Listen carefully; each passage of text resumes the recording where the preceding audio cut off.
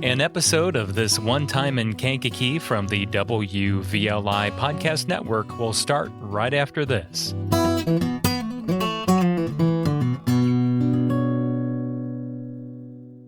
Listen to all of today's local news in one place.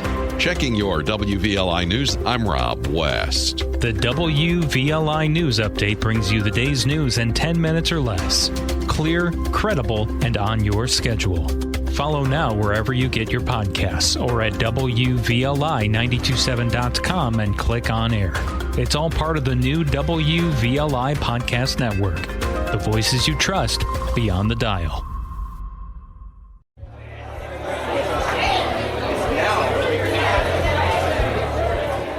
If you were in Bradley, Illinois on a specific night about 9 years ago, you might have witnessed a collision of worlds that sounds like a fever dream.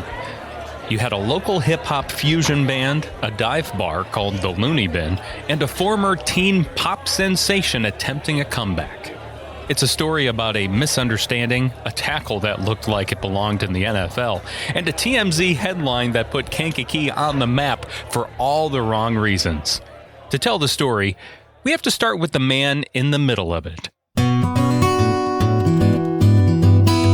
This one time in Kankakee, my band turned an Aaron Carter concert into a TMZ headline. Welcome to This One Time in Kankakee from the WVLI Podcast Network. I'm Jake LaMore. That's Tommy Solis. He's a tattoo artist, a musician, and a guy who's been navigating the creative scene in Kankakee for decades.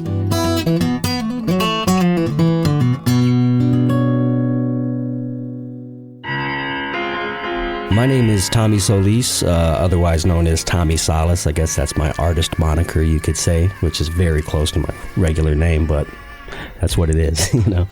Born and partially raised in Kankakee, I've been tattooing professionally for about 16, 17 years now, since I was 17 years old. I've been tattooing recreationally as a hobby, or however you'd say it, since I was 15, turning 16. So about 20 years now. I've been making music even prior to that. I was probably 13, 12 when I started writing raps and poetry, and then, you know, it kind of just segued into different mediums of art. You know, as I got bored with one thing, I'm like, all right, I'm tired of this pencil, let me pick up a pen or a fountain pen, or so then got big into calligraphy, or all right, let me try some graffiti or sculpting, you know. So it's just all over the place at this point. Tommy was part of a hip-hop group called Ill State. They were serious about their craft, pooling their money to press vinyl and build a brand. But for this specific show, they had formed a sort of supergroup called All the Cool Molecules. We joined forces. With our powers combined, we created All the Cool Molecules. Our first show as All the Cool Molecules was the Aaron Carter show. And he had hit us up like, hey man, would you guys want to, you know, come open up? I know you guys are working on whatever. And I'm like, yeah, like, who do you got? And they're like, dude, it's like, funny enough, I got Aaron Carter coming out. This is from Nick Huffman. This is from Nick Huffman, okay. Yeah. Now, if you weren't a preteen in the late 90s or early 2000s, you might need a refresher on just how big of a deal this was.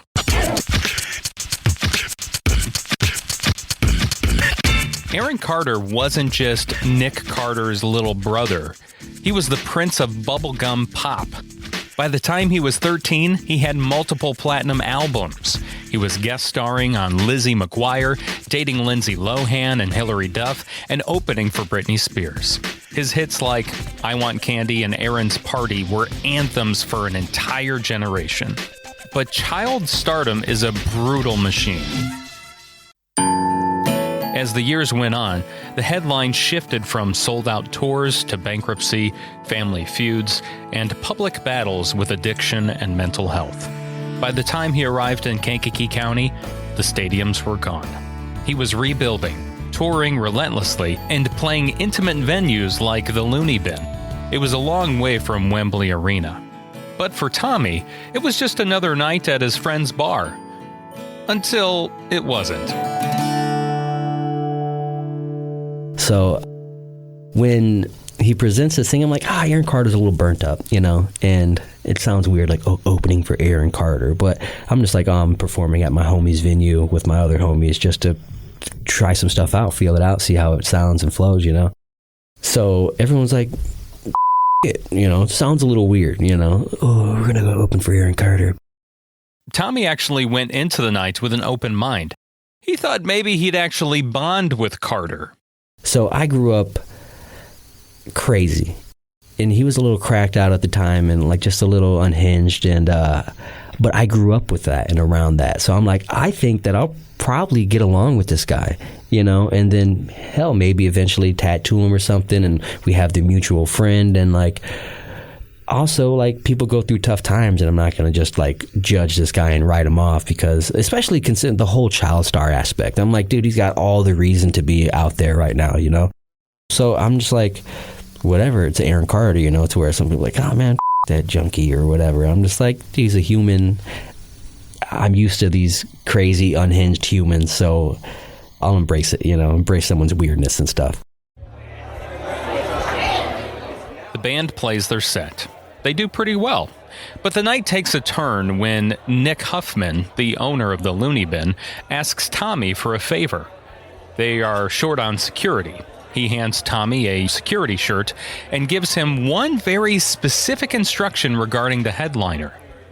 He's like, the main thing is on his checklist, green room checklist and stuff, one of the mandatory things is that no women touch him or like go on stage or get close to him, which I'm pretty sure I heard this from Nick directly.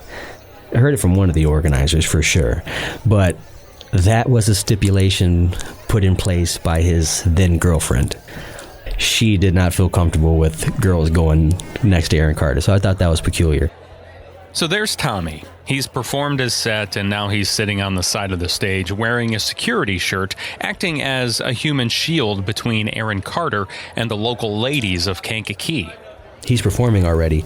A lot of people beside me, a lot of chicks, some older, some younger, they're trying to get pictures and stuff, and like they're getting kind of close to the stage. So I'm like, hey, you guys gotta back up a little bit, like can't go on stage. His wife says so, or whatever. So then older lady, she's like trying to get a picture. Can you get a picture or video for me, please? And I'm like, yeah, I could do that for you, no problem, So discreetly I take it. All right, that should be good. There you go. And then another one. I was like, oh, can you get a picture for me? And I'm like, yeah, whatever. But then now these guys are all laughing and chatting and being a little loud and stuff. But it's a crowd, and it's a bar. And it's like, so you'll have that. Tommy is just trying to be helpful. He's taking phones, snapping pics for the fans who aren't allowed to get close. But Aaron Carter, he doesn't see it that way. Aaron Carter's like, hey, you shut up. And I'm like, dang, he's talking to his fans a little crazy. And he's like, yeah, you. And I'm like, me? I'm like, what? He's like, yeah, you. So at this point, like when I'm like looking around like, me? I got braces at this time, And so I don't know if it looks like a grill to him or something, but I'm just like, me? Like, what the heck? And he's like, yeah, you. I see you ice grilling me. I ain't scared of you.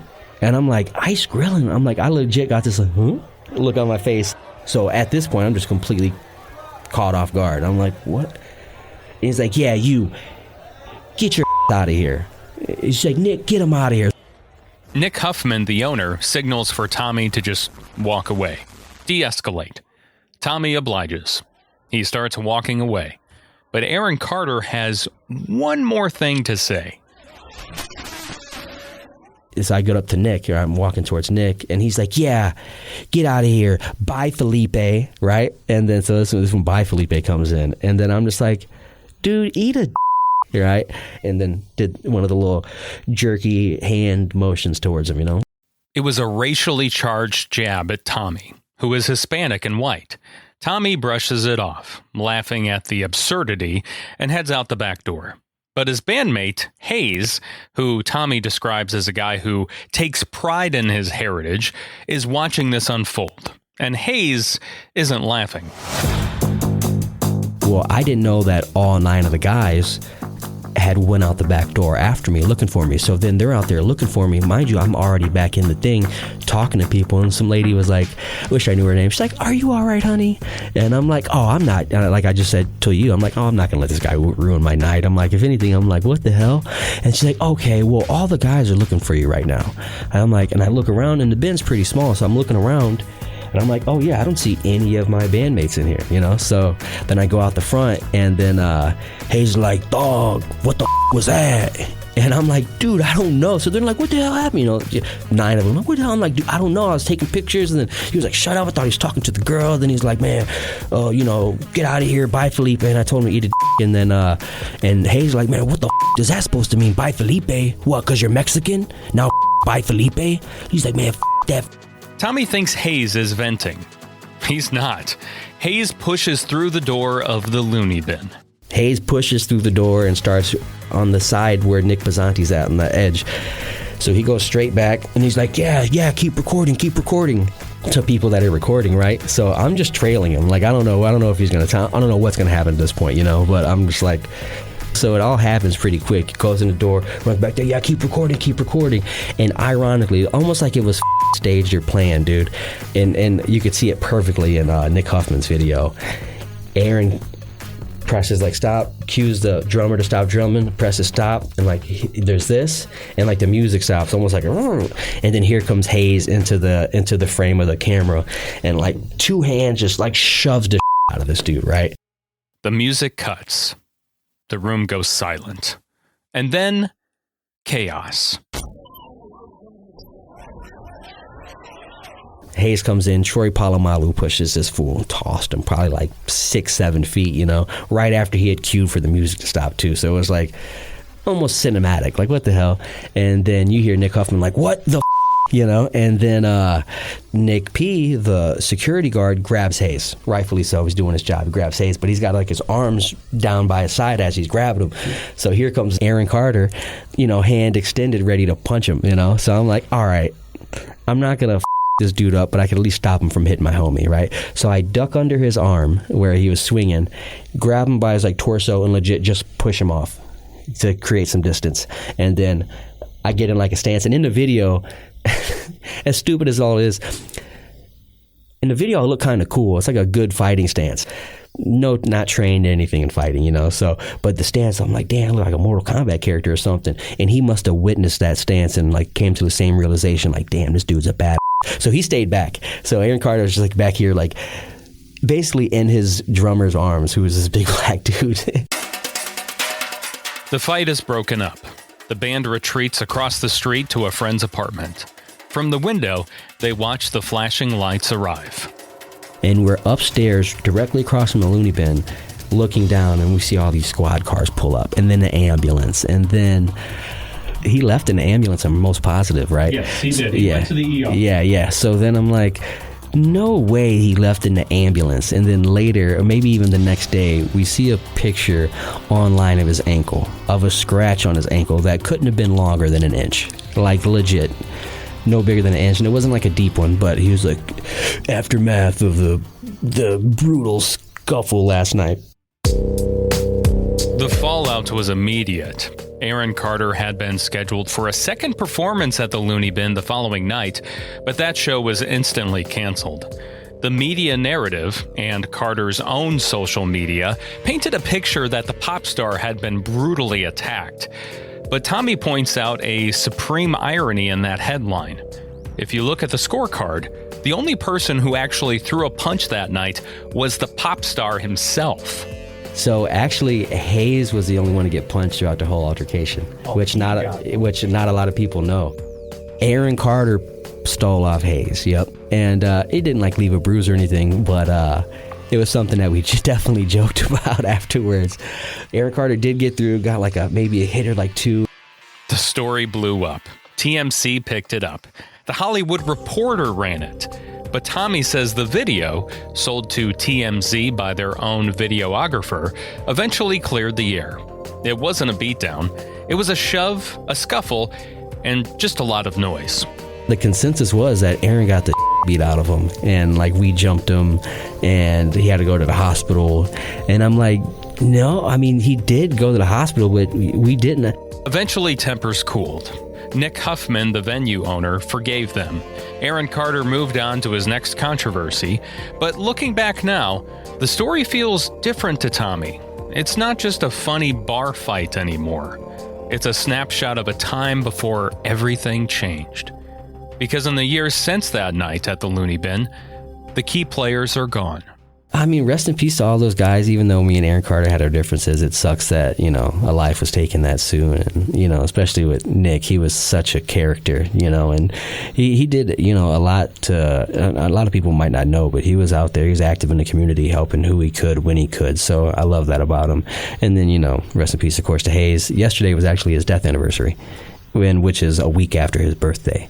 So a week ago was his birthday and stuff. But yeah, it's been 6 years since he passed. Hayes passed away in a tragic accident on the highway. Nick Huffman passed away from health complications. And on November 5th, 2022, Aaron Carter was found dead in his bathtub at his home in California. It was ruled an accidental drowning involving prescription meds and compressed gas, a tragic end to the addiction battles he had fought in the public eye for years. Tommy is one of the last people standing from that bizarre, chaotic night in Bradley.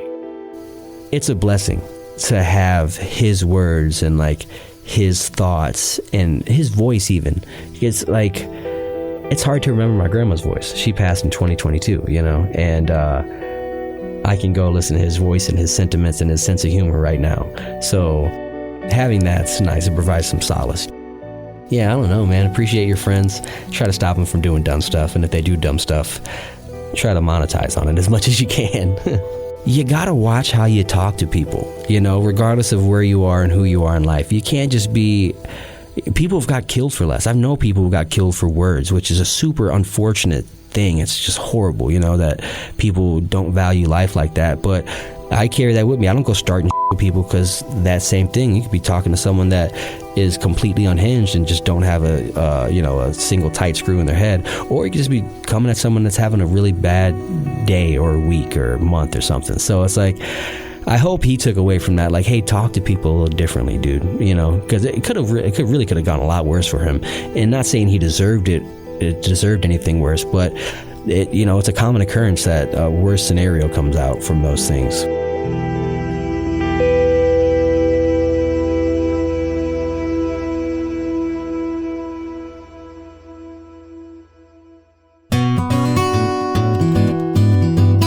It's a story that feels almost too weird to be true.